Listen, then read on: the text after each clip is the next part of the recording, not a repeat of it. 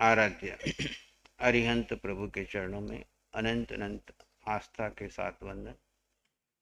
शासनपति श्रमण भगवान महावीर स्वामी के चरणों में अनंत अनंत आस्था के साथ वंदन। जिन शासन देव, जिन शासन माता को नमन। आत्मज्ञानी सद्गुरुदेव युग प्रधान आचार्य भगवान के चरणों में अनंत अनंत आस्था के साथ वंदन। आत्मप्रिय मुनिवृंद, आत्मार्थी साधक साधिकाओं,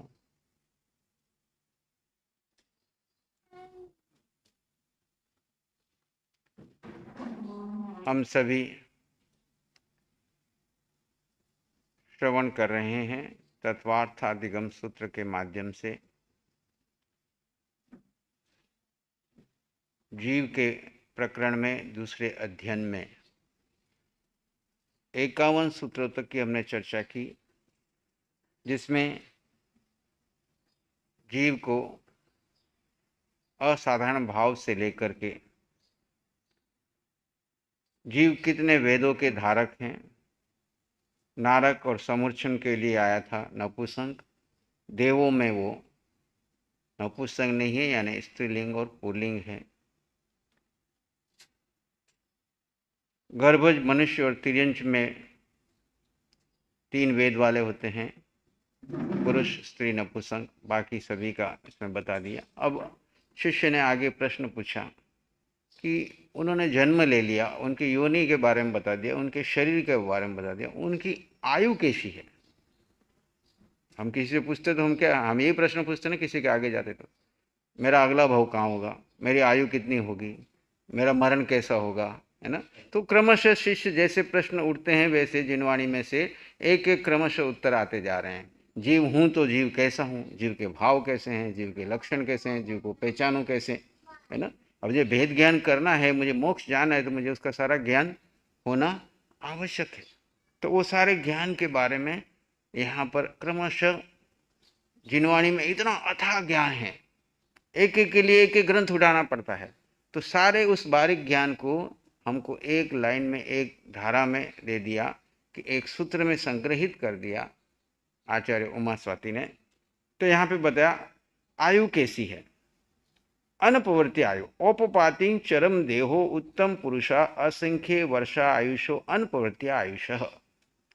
उपपात जन्म वाले, अब उपपात जन्म वाले कौन है, अब उपयोग लगाओ पिछला ज्ञान का। जन्म कितने प्रकार के बताए, खाली सुन रहे हो कि उपयोग भी लगाओ। 3 प्रकार, कौन कौन से, गर्भज, उपपात और समूर्छनज। तो उपपात किसका है, नारकी और देवों का।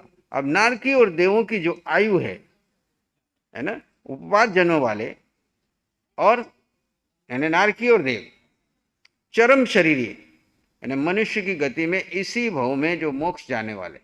चरम शरीर किसको कहते हैं, जिसका ये शरीर अंतिम है, अब इस भव के बाद वो सीधे मोक्ष जाने वाले, वापस नया जन्म नहीं लेंगे, वो चरम शरीरी। उत्तम पुरुष, उत्तम पुरुष कौन, 63 शला का पुरुष, जिसमें चक्रवर्ती से लेके सभी आ जाते हैं, है ना। 63, तो आप आगे खिसक जाओ ना, उनको गद्दियों को हिलाने से अच्छा है आप खुद ही आगे गली गली बैठो पहले से ही। रविवार है आज, लोग आएंगे पहले से पता है हमको। उत्तम पुरुष तथा जितने भी उत्तम पुरुष हैं, 63 शला का पुरुषों को उत्तम पुरुष कहते हैं, जिसमें चक्रवर्ती, बलदेव, है ना, वासुदेव, प्रतिवासुदेव, ये सब आते हैं। और असंख्यात वर्ष इन तथा पुरुष तथा असंख्यात वर्ष की आयु वाले जीवों की आयु, जिनकी उम्र असंख्यात वर्ष की है, उन सब जीवों की आयु अनपवर्तनीय है, यानी एक है अपवर्तनीय, एक है अनप्रवर्तनीय, यानी जिनकी आयु परिवर्तनीय यानी टूटती नहीं है, चाहे कुछ हो, आयु टूटने वाली नहीं है, उनको अनपरिवर्तनीय आयु कहते हैं। आयु 2 प्रकार की कही है, एक अपवर्तनीय और दूसरी अनपवर्तनीय। अपवर्तनीय आयु कौन सी, जो आयु टूटने वाली है। अपवर्तनीय यानी किसी भी कारण से जिसकी आयु टूट जाए उसको अपवर्तनीय आयु कहते हैं।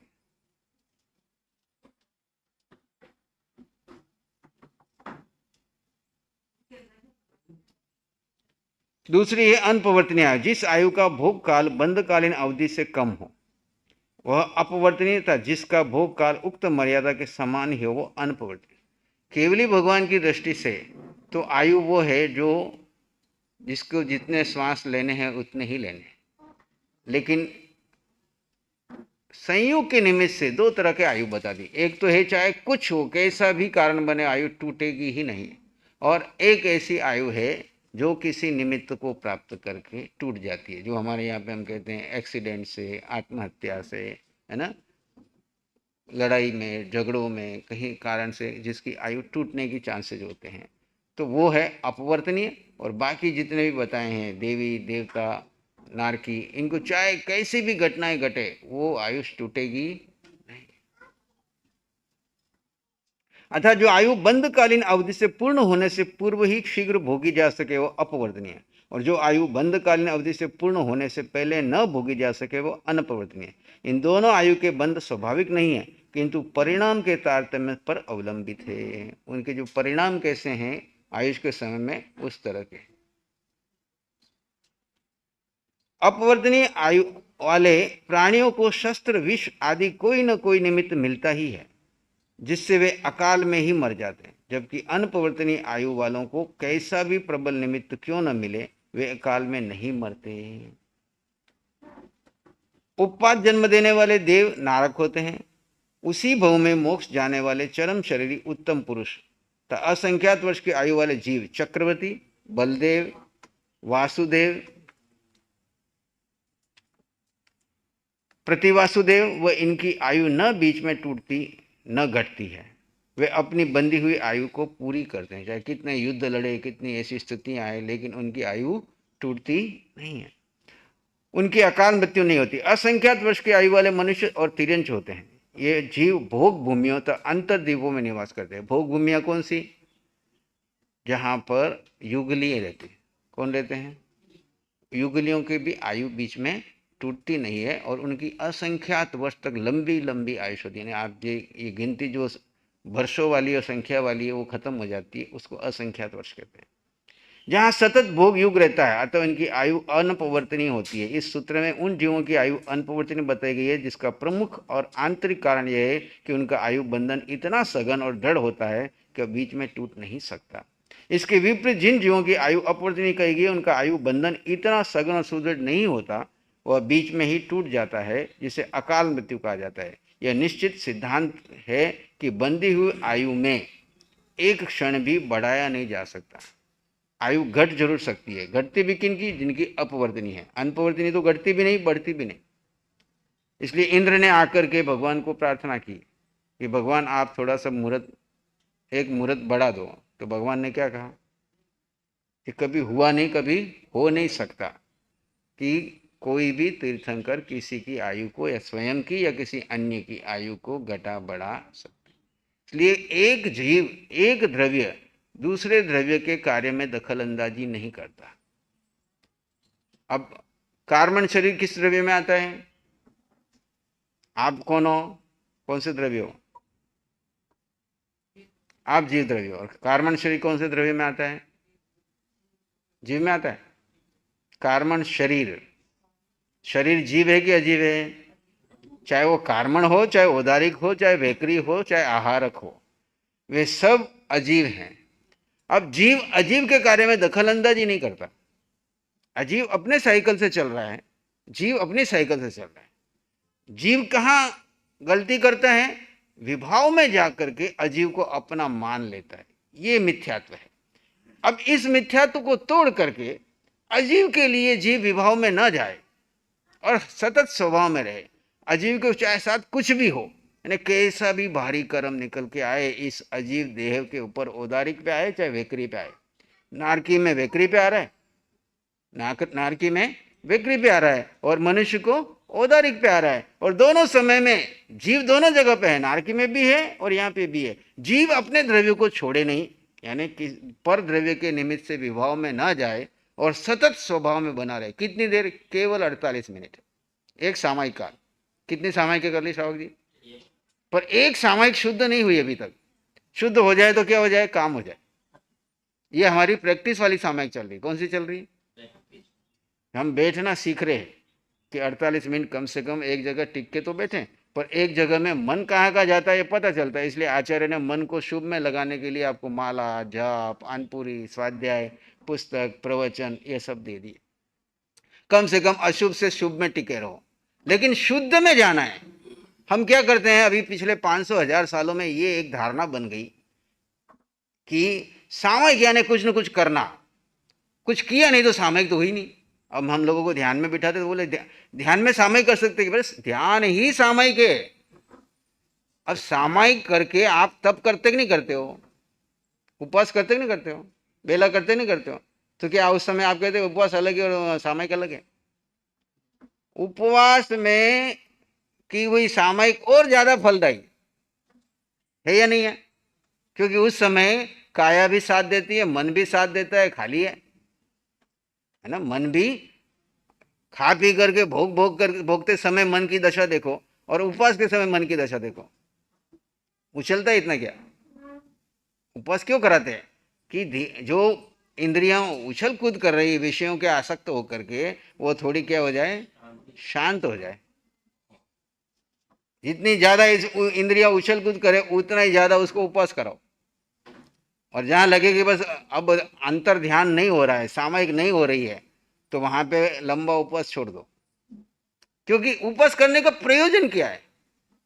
खाली हठ योग से हमको 6 महीने की तपस्या भी कर लो तो भगवान कहते तुम्हारा कल्याण नहीं होगा। अनंत की यात्रा में कितनी बार की हमने।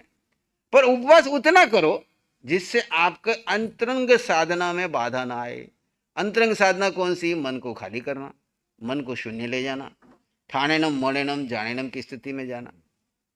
और उस स्थिति में जब तक सहयोग दे रहा है तब तक वो तप आपके लिए सहयोगी है। और खाली हम पड़े पड़े आर्तरोध्यान कर रहे हैं, कब दिन पूरा हो, कब रात पूरी हो, कब मेरा समय पूरा हो, तो वो उपवास खाली एक परंपरा का उपवास हो रहा है। उससे पुण्य मिलेगा, क्या होगा? देवगति मिल जाएगी, मनुष्य गति मिल जाएगी, लेकिन हमारा उद्देश्य तप करने का क्या है? हमारा उद्देश्य तप करने का जीव के ऊपर लगे कर्मों को क्षय करना है। हमारा उद्देश्य जीव पर लगे कर्मों को क्षय करना है, यानी जीव कैसे स्वभाव में टिके उतना तप करो। जीव स्वभाव में टिके उतना क्या करो? तप करो। तो अनप्रवर्तन उपसंहार पूरे अध्ययन का इस प्रकार द्वितीय अध्याय में जीव तत्व को सर्वांगीण विवेचना हुई। जीव तत्व की विवेचना के समय औपशमिक आदि भाव 5 भावों के विषय में भी विस्तार से बताया गया। 5 भावों को समझते ही जीव की असरना समझ में आ गई। लोक अनंत जीवों में भरा पड़ा है। इन अनंत जीवों की प्रवृत्तियां भी अलग अलग रहती है। लोक में कितने जीव हैं? कि अनंत जीव में सबकी प्रवृत्तियां अलग अलग है। अस्तु गुण स्थानों के बारे में विवेचन हुआ, जिससे जीव के आध्यात्मिक विकास की यात्रा को समझा जा सके। इस प्रकार जो सर्वज्ञ कथित तत्वों के प्रति सम्यक श्रद्धा ज्ञान रखता है, होता हेयांश का अपेक्षा कर चरित्र धारण करता है, वो मोक्ष का पात्र है। वही सम्यक दृष्टि जीव का अभिष्ट है। अब तीसरा अध्ययन है अधोलोक तथा मध्यलोक का वर्णन। जिस बच्चे की आवाज आ रही है, माता जी बाहर बैठ जाओ उनको लेके, जिसका भी बच्चा है।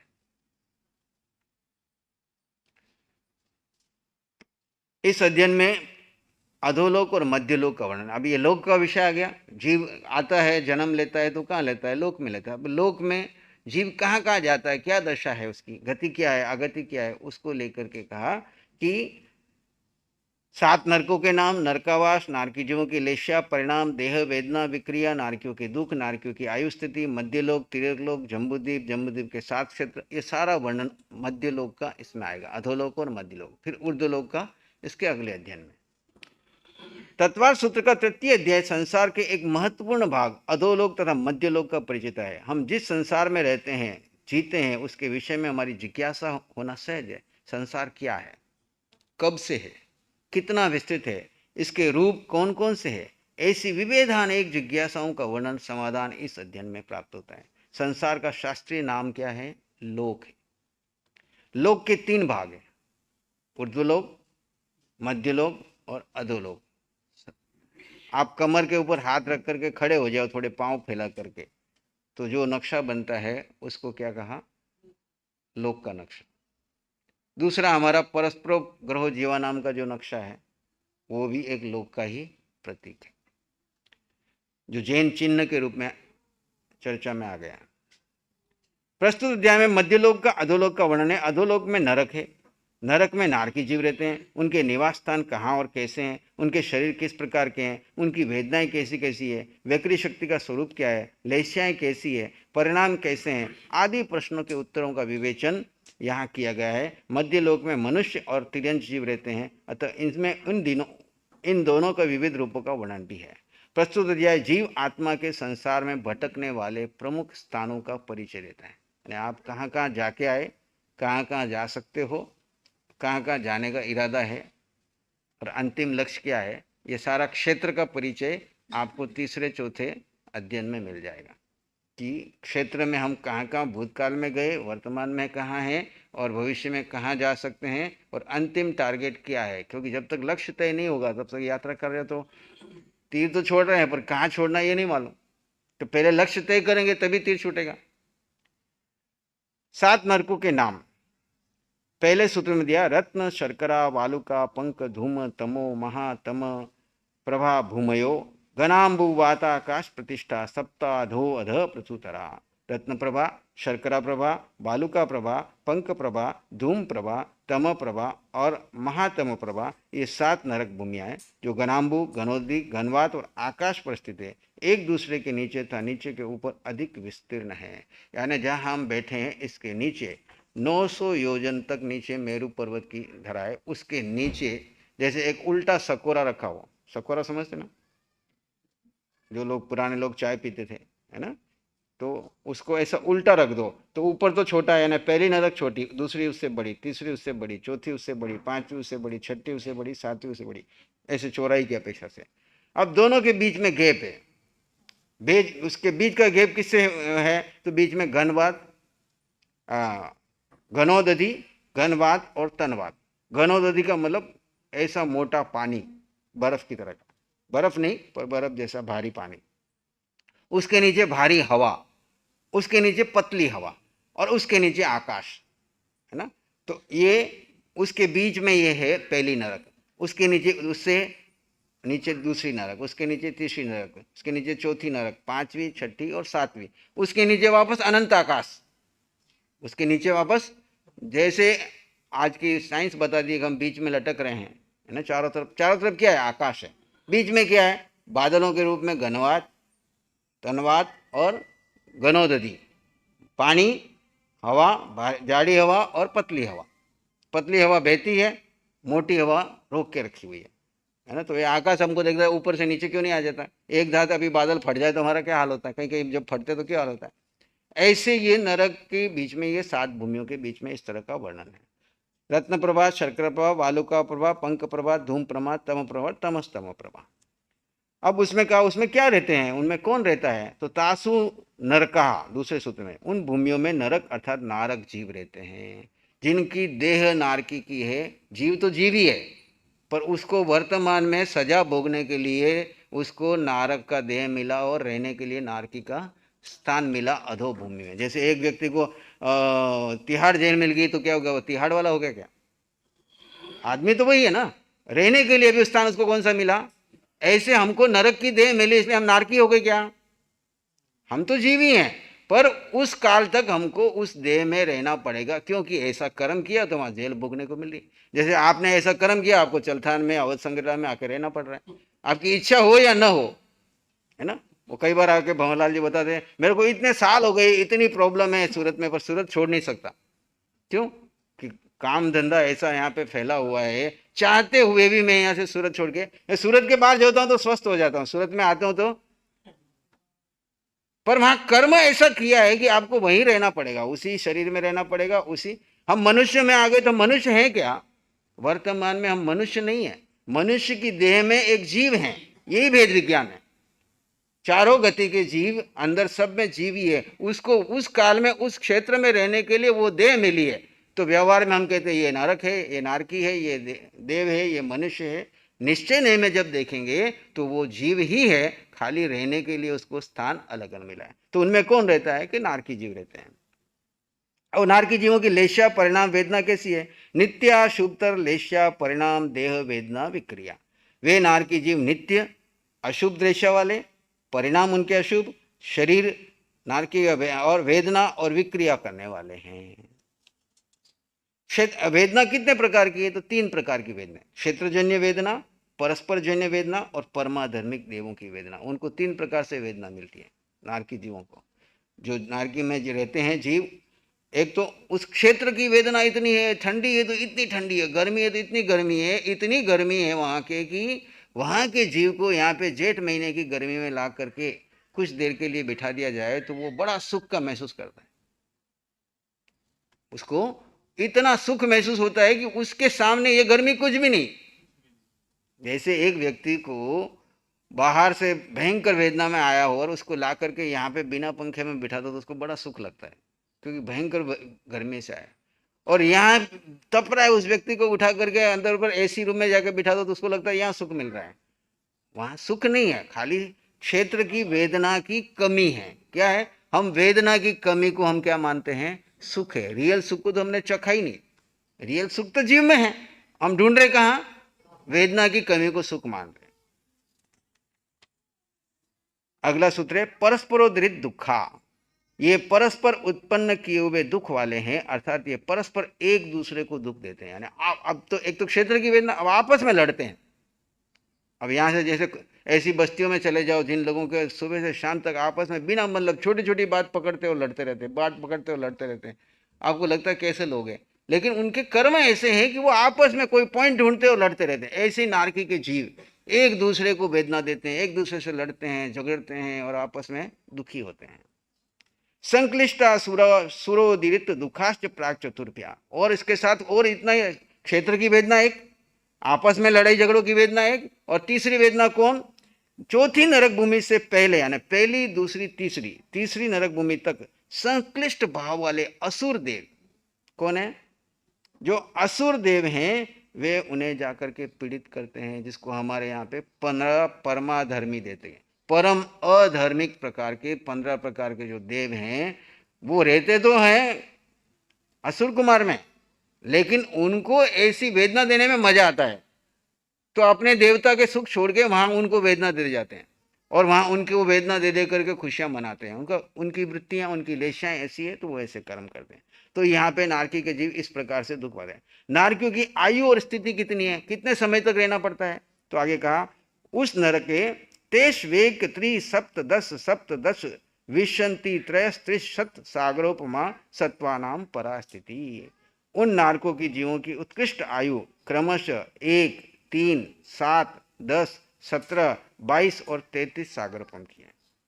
प्रत्येक गति की जीवों की आयु मर्यादा स्थिति 2 प्रकार की होती है, एक जगन्य और एक उत्कृष्ट।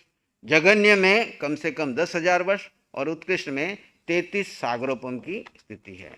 आचार्य भगवान बता रहे हैं, जय हो विजय हो महात्मा पुरुषों की सदा काल जय हो। 2 मिनट।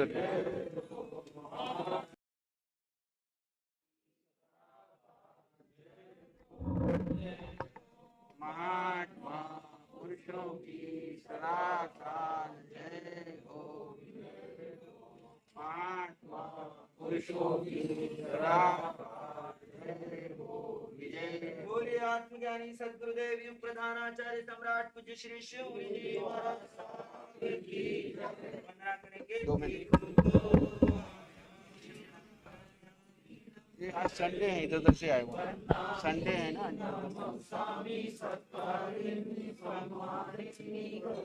2 मिनट लेता हूँ नरक का विषय पर।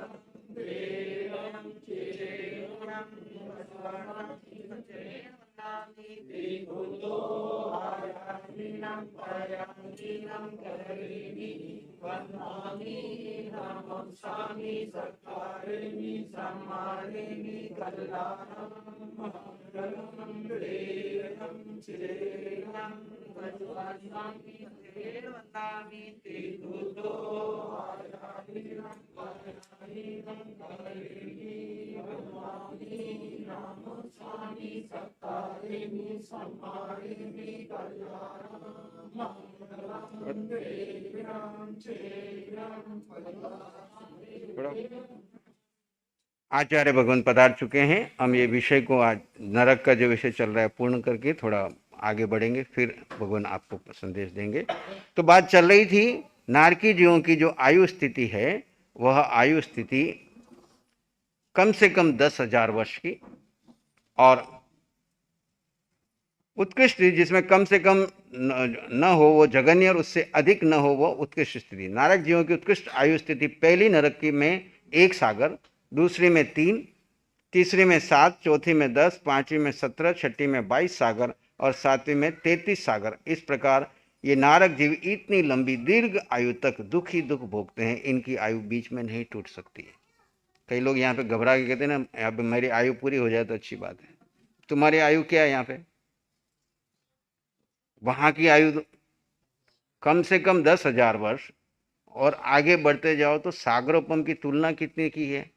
आप खाली उपमा से ही घबरा जाओगे, भोगोगे उतना सब भोग के आए हो, है ना। उपमा कैसी थी? एक गड्ढे में छोटे छोटे बारीक बाल काट काट के भरे जाए, उसके ऊपर ठूस ठूस करके डाल के ऊपर से इतना भारी कि ट्रक निकल जाए तो भी वो दबे नहीं।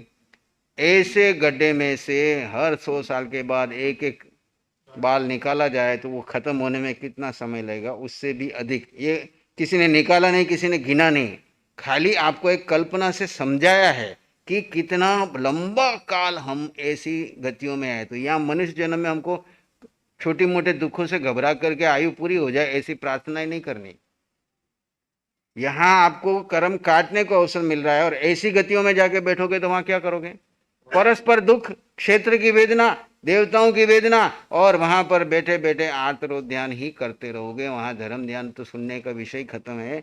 कोई कोई जीव ऐसे हैं जो पिछले जन्मों की आराधना की और छोटी मोटी गलती करके नरक में चले गए, तो वहां पे कहते हैं कि उनको ऐसी वेदना भोगते भोगते ही कभी कभी सम्यक्त तक हो जाता है। और कोई कोई वहां पे क्षयिक संकिति भी जाकर के बैठे हुए हैं, जो यहाँ से यहाँ आएंगे और वहां बैठे खाली कर्म काट रहे हैं, जन्म ले सकते हैं। यहाँ पे देखो अभी, अर्थात जीव, अर्थात यहाँ 2 बातें जानने योग्य, एक गति आगति, दूसरा द्वीप समुद्र आदि की संभावना के समय जीवों को उत्पन्न होने की आगति कहते हैं। आयुष पूर्ण कर दूसरी गति में जन्म लेने की गति कहते हैं। असंगी जीव अर्थात एकेंद्रीय से चौरेंद्रीय तक के जीव, मन रहित पंचेंद्रीय जीव मरने पर पहली नरक भूमि में जन्म ले सकते हैं। बूझ, परिसर्प, नेवला, चूहा आदि दूसरी नरक भूमि तक, खेचर यानी पक्षी तीसरी नरक भूमि तक, स्थलचर, सिंह, अश्व, घोड़ा आदि चौथी नरक भूमि तक, उर परिसर्प, सांप आदि 5वीं नरक भूमि तक, स्त्री 6ठी नरक भूमि तक, और मत्स्य और मनुष्य 7वीं नरक तक भूमि तक जन्म ले सकते हैं। इससे स्पष्ट है कि तिर्यंच और मनुष्य ही नरक में जाते हैं, न देवता नरक में जाता, न नारकी मर के वापस नरक में नहीं आता।